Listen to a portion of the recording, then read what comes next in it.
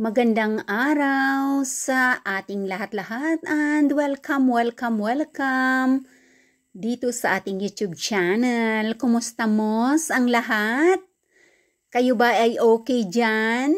Ang aking mga members, ang aking mga subscribers, kumusta mos kayong lahat? Ayan, at dito na naman ang Reyna Kingangabel sa kagubatan.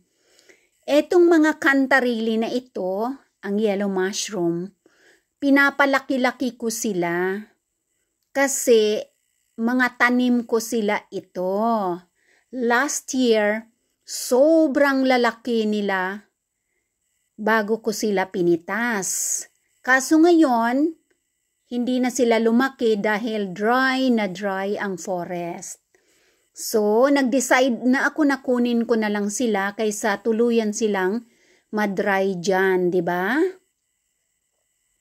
Nakakaawa lang yung mga mushrooms kasi hindi sila makapop up dahil matigas ang soil. Kailangan ng maraming ulan para sila ay makalabas sa ilalim ng lupa. Ayan. Maliliit ang mga kantarili. Samantalang last year, pagkuha ako nitong mga tanim ko na ito, isang maliit na plastic bag punong-puno. Ngayon, ayan sila, napaka-dry kasi, hindi na sila lumaki. Pag hindi ko yan kukunin, tuluyan na lang yan silang masisira at tuluyan na lang silang madry kasi walang ulan. At ito naman ay ang kapamilya ng sitake. Yan, kapamilya ng sitake ito. Kakatubo lang dito sa luma na punong kahoy na putol na. Napakaganda ng mushroom na ito. Yan. Kinakain, kaya lang hindi ko na ito kukunin. Kasi para may palamuti dito sa nature. Ayan, naunahan na tayo ng butterfly na langaw. Oh, butterfly yan na langaw. Kuka, karpanin kung tawagin. Parang langaw, di ba? Napakaganda ng mushrooms na ito, mga palanggingging. At ang bango-bango. Pag nandyan ka malapit, amoy mushrooms. Di ba? Healthy na healthy sila dyan. Tumutubo sa luma na pinutol na pine tree. Yan. At kasama ang mga buhay na mga lumot. Ayan. Pwedeng kumuha kahit pakonti-konti para sa iyong sahog sa iyong noodles. Kaya lang hindi ko na sila kukunin. Kasi marami na akong mga iba't ibang mga mushrooms na kahit pakonti-konti ay nakakakuha ako sa aking paggagalugad sa mga forest. Ayan. Wala kasing tubo ang mga mushrooms. Mabuti na lang nakakuha na ako ng mga ilang kilo na rin mula nung nag-mushroom ako. So, ito, ilang pirasong first class ang aking nakuha kasi wala ng tubo, walang ulan, very dry ang forest, kaya hindi na sila makapop up. Nasisira na lang sila at nadadry sa ilalim ng lupa. Yan. Kahit papaano naman, nakakuha pa rin ako ng mga puniki. Ito yung orange, yung kanyang sombrero.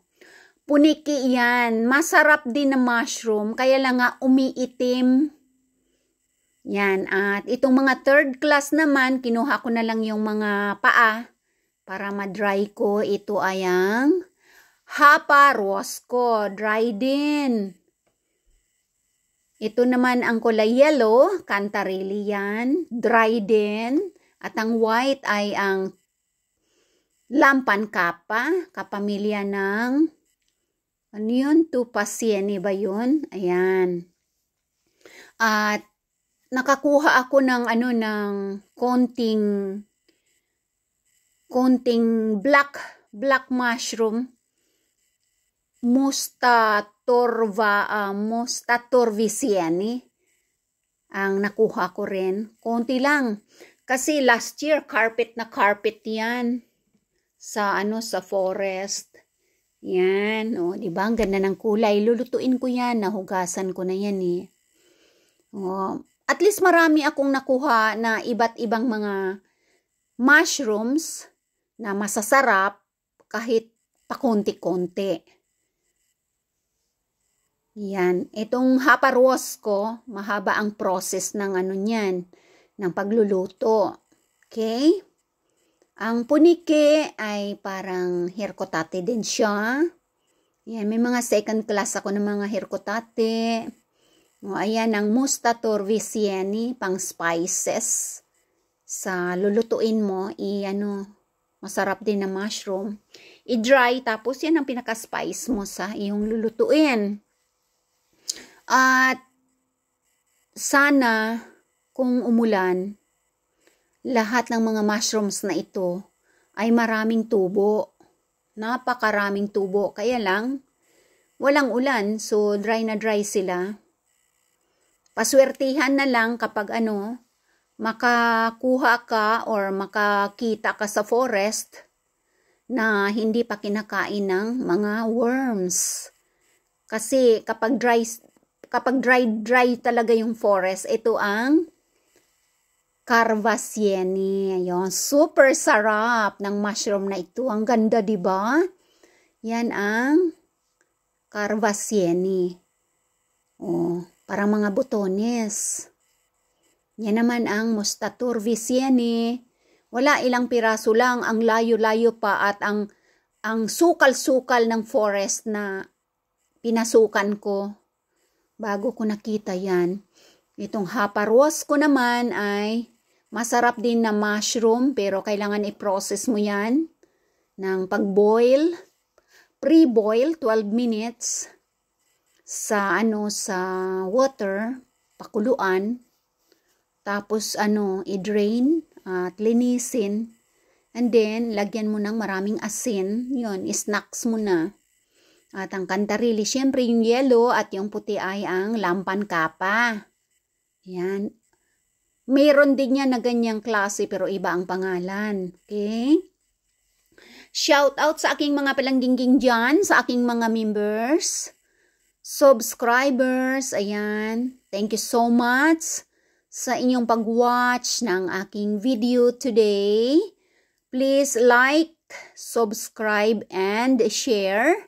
At tayo ay magkikitang muli sa susunod kong mga videos dito kapag tayo ay makapag-video sa kagubatan. Thank you so much at palangga ko kamutanan.